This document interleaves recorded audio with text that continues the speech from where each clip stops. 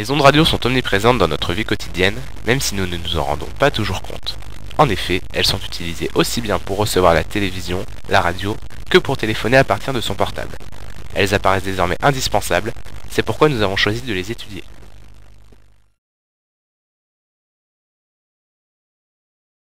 La fin du XIXe siècle fut marquée par l'une des plus grandes découvertes scientifiques, la propagation des ondes électromagnétiques.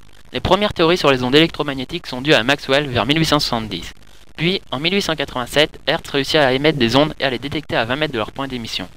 Dans les années 1890, Branly, Marconi puis Popov réussissent à transmettre sans fil des signaux télégraphiques.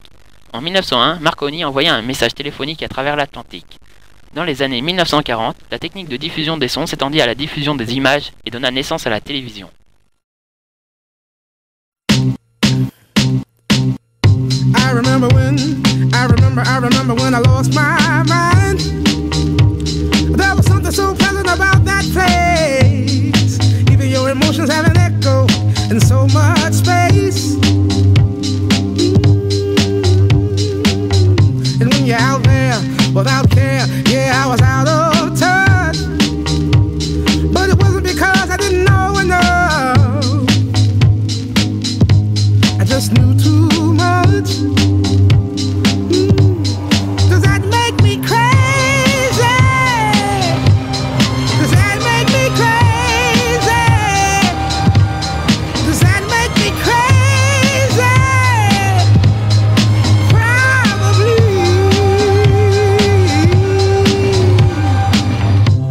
And I hope that you are having the time.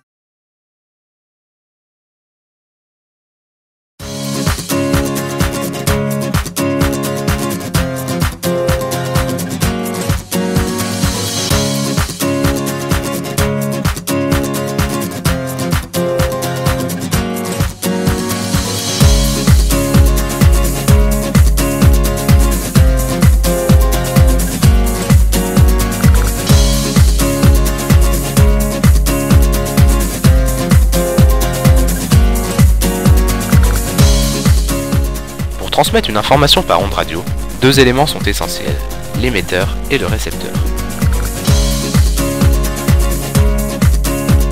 La fonction principale de l'émetteur est de transformer un signal audio en une onde électromagnétique.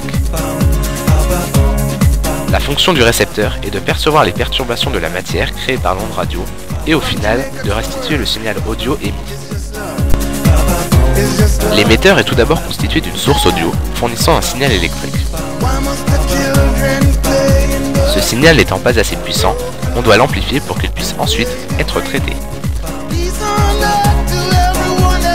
On génère la porteuse, un signal électrique de haute fréquence, qui servira à transporter le signal audio. La modulation est l'étape essentielle de l'émission. Mais pourquoi moduler? Tout d'abord, les ondes hertziennes ne se propagent sur de grandes distances que si leurs fréquences sont élevées. Or, les informations que l'on souhaite transmettre correspondent à des signaux de basse fréquence.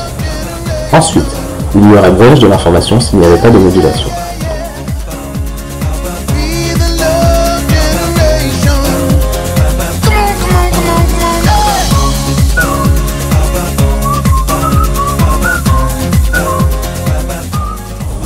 Pour la modulation, il faut une modulante, l'information que l'on souhaite transmettre, et une porteuse. Ces deux signaux sont ensuite branchés sur un multiplexeur et donnent en sortie le signal modulé.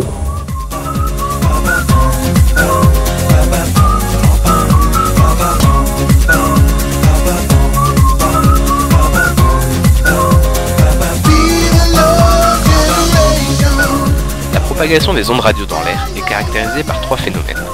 Tout d'abord, les ondes connaissent une atténuation importante, proportionnelle au carré de la distance parcourue.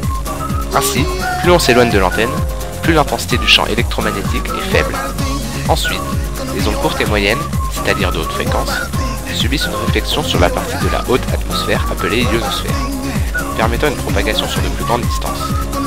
Enfin, les ondes peuvent connaître un affaiblissement lorsqu'elles rencontrent un obstacle, c'est l'absorption. Alors, une partie de son énergie est absorbée et une autre partie continue de se propager de façon atténuée. De plus, lorsqu'une onde radio rencontre un obstacle, toute ou une partie de l'onde est réfléchie avec une perte de puissance. L'antenne réceptionne les ondes radio, puis les amplifie afin de pouvoir les traiter. car elles sont en général de faible intensité. Le filtrage, ensuite, permet de récupérer le signal voulu en sélectionnant la bonne fréquence.